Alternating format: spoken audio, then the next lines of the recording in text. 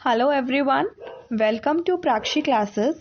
Today we are again going to discuss the MCQ series from commerce background. और अभी तक मैंने आपको जितने भी क्वेश्चंस डिस्कस कराए हैं उन सारे ही वीडियोस में जो भी क्वेश्चंस हमने करे हैं वो बेटा सारे प्रीवियस ईयर क्वेश्चंस हैं, चाहे वो यूपी पीजीटी कॉमर्स में आए हुए हैं या कोई एचटेट पीजीटी में आया हुआ है, कोई DSSB में आया हुआ है।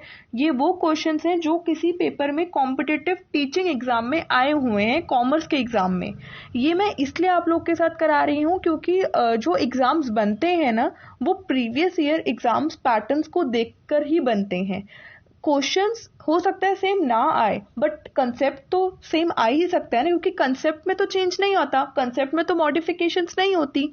तो जो कंसेप्ट्स आपके पिछले प्रीवियस ईयर एग्जाम्स में कोई भी कॉम्पिटिटिव टीचिंग एग्जाम जो कॉमर्स का है उसमें आया हुआ है, उससे आपको ये पता चल जाएगा कि कौन से क्वेश्चन का कंसेप्ट इंपॉर्टेंट है। आप कंसेप्ट समझो, उसके बाद आप बहुत तरीके के क्वेश्चंस कर सकते हो। ठीक है, तो आज भी इस वीडियो में हम एचटेट पीजीटी 2016 में जो क्वेश्चन आया हुआ है वो हम डिस्कस करेंगे। वो जो क्वेश्चन है वो आपका अकाउंटिंग बेस्ड है, जिसमें आप अपना प्रॉफिट शेयरिंग रेशो कैलकुलेट करना सीखते हो, न्यू प्रॉफिट शेयरिंग रेशो। ठीक है, तो मैं आपको वो क्वेश्चन डिस्कस कराऊंगी और उसी से मिलता जुलता क्वेश्चन एक और कराऊंगी जिसमें आप डिफरेंशिएट कर सको कि पहले वाले क्वेश्चन में हमने ये मेथड अडॉप्ट किया और जो दूसरा वाला क्वेश्चन था इसमें हमने वो वाला मेथड अडॉप्ट क्यों किया, कोई और मेथड अडॉप्ट क्यों किया। तो आप ये समझ सको, डिफरेंशिएट करने के लिए मैंने ये वीडियो क्रिएट किया है। और इस वीडियो में जो भी क्वेश्चन है वो आपका ऑलरेडी एचटेट के एग्जाम में आया हुआ है। सो प्लीज इस वीडियो को ध्यान से देखना। और ये वीडियो आपके स्पेसिफिकली उन बच्चों के लिए बनाई जा रही है जो एचटेट पीजीटी कॉमर्स के लिए तैयारी कर रहे हैं या यूजीसी नेट कॉमर्स के लिए तैयारी कर रहे हैं। और प्राक्षी क्लासेस के साथ जुड़े रहिए और कंसेप्ट्स को सीखिए, एमसीक्यूज करिए, सॉल्व करिए और एग्जाम को क्रैक कर लीजिए। ठीक है, तो चलिए स्टार्ट करते हैं अपने क्वेश्चन के साथ।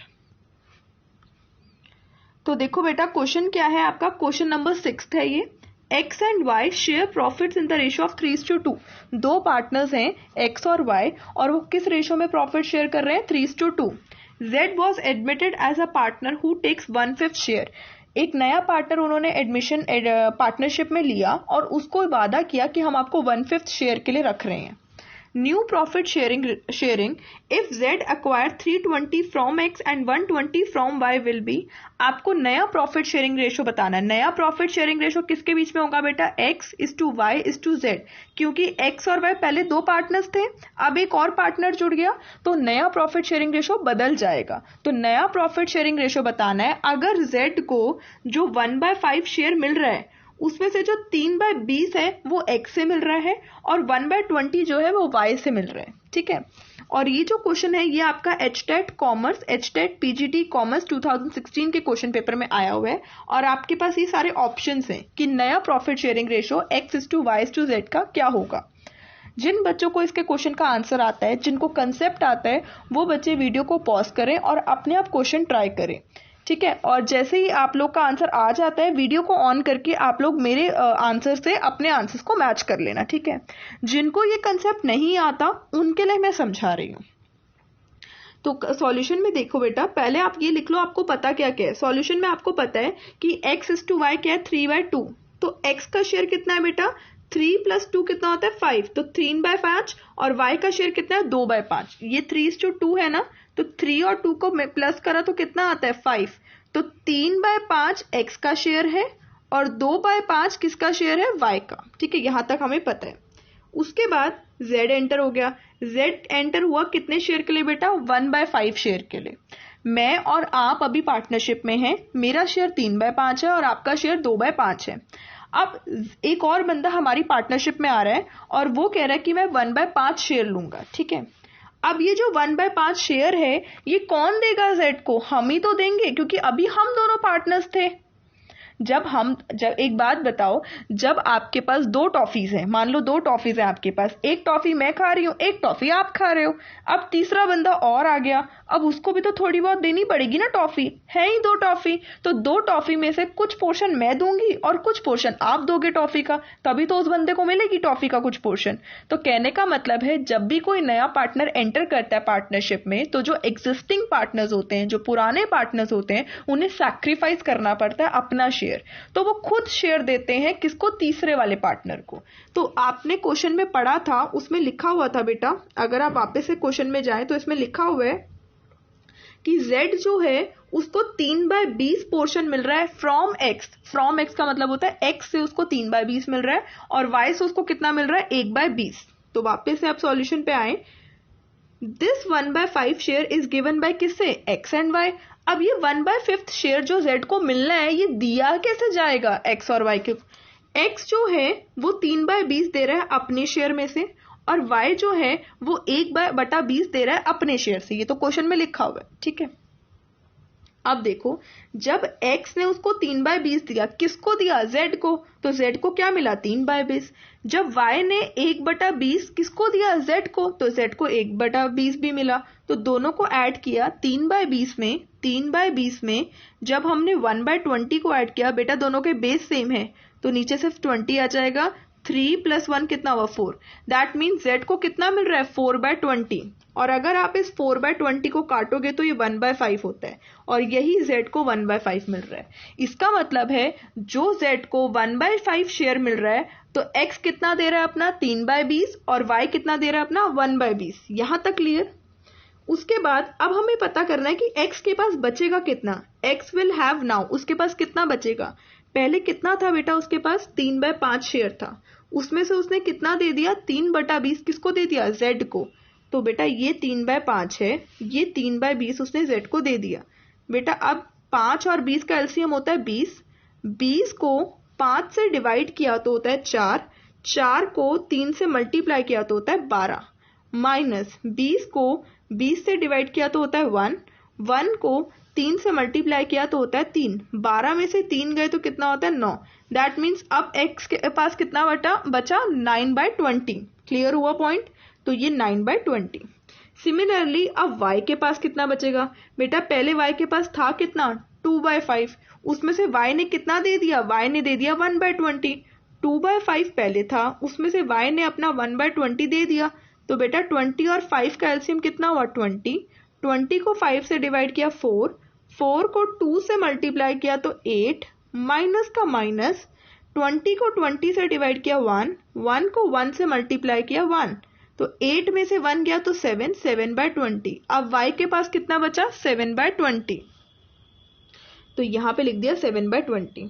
और Z के पास कितना है बेटा? Z को कितना मिला है? 1/5। या आप इसको बोल सकते हो 4/20, या आप इसको 4/20 भी बोल सकते हो। क्यों बोल सकते हो? क्योंकि बेटा ये ऑलरेडी 20/20 के पोर्शन में, तो इसको भी 20 वाले फॉर्म में लिख कर आना है। सेम फॉर्म होने चाहिए सबकी। तो अब नया प्रॉफिट शेयरिंग रेशो क्या हुआ? X is to Y is to Z। 9/20 is to 7/20 is to 4/20। 20 20 20 common है, तो जो बाकी बचा, अब क्या बचा? 9 is to 7 is to 4। तो X is to Y is to Z क्या है? नया प्रॉफिट शेयरिंग रेशो कितना हो गया? 9 is to 7 is to 4। ठीक है, तो हमारा जो करेक्ट ऑप्शन है वो क्या है? ए ऑप्शन करेक्ट है हमारा। करेक्ट ऑप्शन क्या है हमारा? A option. Correct is equal to A. 9 is to 7 is to 4। Clear हुआ पॉइंट? किसी को भी कहीं डाउट? अब ये याद रखना कि जब भी वर्ड फ्रॉम आता है, जब भी वर्ड फ्रॉम आता है, तो जो भी बंदा दे रहा है उसमें से उसका उतना शेयर माइनस कर दो। X का शेयर था कितना? 3/5। उसमें से X अपना 3/20 दे रहा है, तो सीधा 3/5 में से 3/20 को माइनस कर दिया। फ्रॉम का मतलब हमेशा याद रखना है डायरेक्टली सब्ट्रैक्ट कर देना है। पॉइंट क्लियर हुआ?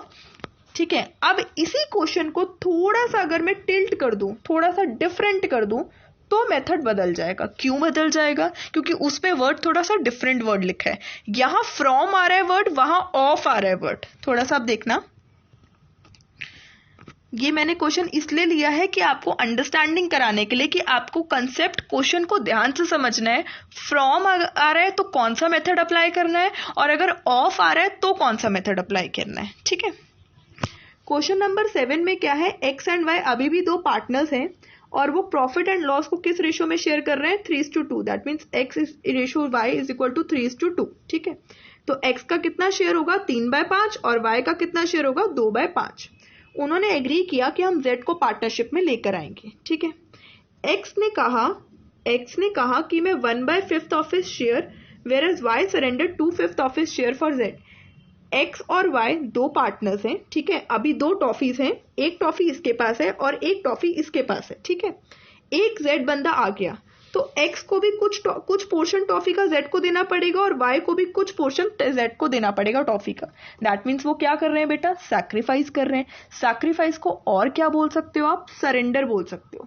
तो बेटा वो कह रहा है, x जो कह रहा है कि मैं अपना 1/5 ऑफ हिज शेयर, मैं अपना 1/5 शेयर दूंगा किसको, z को, और y कह रहा है कि मैं अपना 2/5 शेयर दूंगा z को।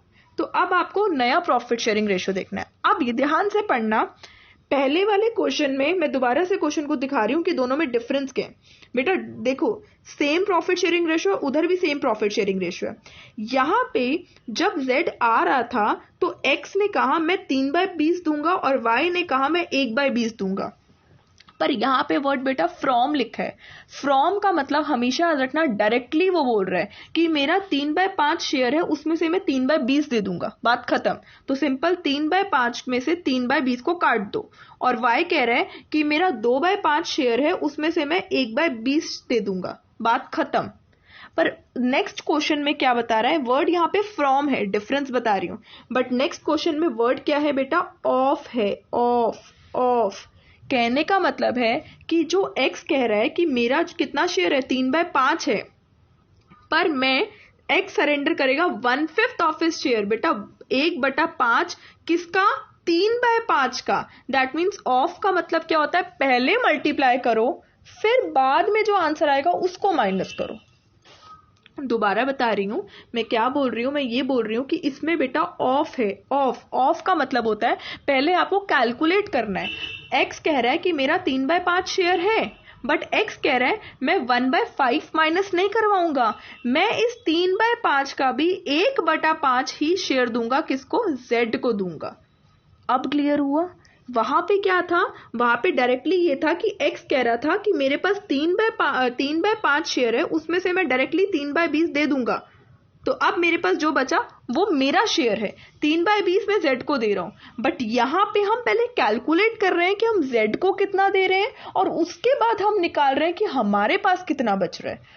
जो पहले क्वेश्चन किया फ्रॉम वाले में, उसमें मैंने डायरेक्टली माइनस करा और मैंने निकाल लिया कि x के पास कितना बचा। मैंने ये नहीं निकाला कि z को हम कितना दे रहे हैं। पर जब अब आपका ऑफ का क्वेश्चन आता है तो उसमें पहले आपको निकालना पड़ेगा कि आप z को कितना दे रहे हो, उसके बाद आप माइनस करोगे कि आपके पास कितना बच रहा है। थोड़ा सा क्वेश्चन में फर्क पता चला कि जब फ्रॉम वाला कंसेप्ट आएगा तो डायरेक्टली माइनस करना है, और जब ऑफ वाला कंसेप्ट आएगा तो वो मैं आपको सिखाती हूँ। देखो बेटा, x और y अभी भी 3:2 है। x का शेयर 3/5 है, y का शेयर 2/5 है। z आया, z को शेयर मिलना है, पर कितना मिलना है किसी को नहीं पता, क्योंकि इस क्वेश्चन में लिखा ही नहीं है कि z कितने शेयर के लिए आ रहा है। जैसे उस क्वेश्चन में पहले वाले क्वेश्चन में लिखा था कि z 1/5 शेयर के लिए आ रहा है, पर इस क्वेश्चन में नहीं लिखा। ठीक है, तो मैंने क्वेश्चन मार्क लिख दिया। जब तीसरा बंदा आता है तो उसको बेटा हमारे पास एक एक टॉफी है, जब तीसरा बंदा आ रहा है तो हमें ही अपनी टॉफी का कुछ छोटा सा पोर्शन देना पड़ेगा ना। तो z जब आ रहा है तो z को कौन शेयर देगा, x और y देंगे। और कैसे देंगे, तो x ने कहा मैं अपने शेयर का 1/5वां शेयर जो है अपने शेयर का दूंगा, और y ने कहा मैं 2/5 ऑफ माई शेयर दूंगा। ऑफ माई शेयर, ऑफ का मतलब हमेशा क्या होता है, मल्टीप्लाई। ध्यान रखना, x ने कहा मेरे पास अभी 3/5 शेयर है, 3/5 शेयर है ना यहाँ लिखा हुआ है। अब वो कह रहा है मैं अपना शेयर का 1/5 अपने शेयर का दूंगा, तो इनटू करेंगे बेटा। तो यहाँ पे 3/5 को 1/5 से मल्टीप्लाई किया, 3 को 1 से मल्टीप्लाई किया 3, और 5 को 5 से मल्टीप्लाई किया तो 25। दैट मीन्स x कितना देगा, 3/25। पहले मैंने मल्टीप्लाई किया, क्यों, क्योंकि ऑफ हिज शेयर, मैं अपने शेयर का 1/5 हिस्सा दूंगा। तो जब भी हम अपने शेयर में से हिस्सा देते हैं तो मल्टीप्लाई करते हैं। वैसे ही y ने कहा मैं अपने शेयर का 2/5 हिस्सा दूंगा, तो पहले y के पास है कितना, 2/5, इसका भी वो 2/5 हिस्सा देगा। तो 2 × 2 4 एंड 5 × 5 is 25। तो y कितना देगा, 4/25। यहां तक क्लियर? x देगा 3/25 और y देगा 4/25। बेटा जो x दे रहा है और जो y दे रहा है वो दे किसको रहा है? z को। दैट मीन z को मिल कितना रहा है? 3/25 x से मिल रहा है और 4/25 किससे मिल रहा है? y से। तो 3/25 x से मिल रहा है प्लस 4/25 किससे मिल रहा है? y से। तो 3 में 4 ऐड किया 7 और डिवाइडेड बाय 25। तो इसका मतलब जो z है उसको मिल कितना रहा है? 7/25। ये z को मिल रहा है। पॉइंट क्लियर हुआ? अब x के पास बचा कितना? x के पास बेटा पहले कितना शेयर था? 3/5। उसमें से उसने z को 3/25 दे दिया।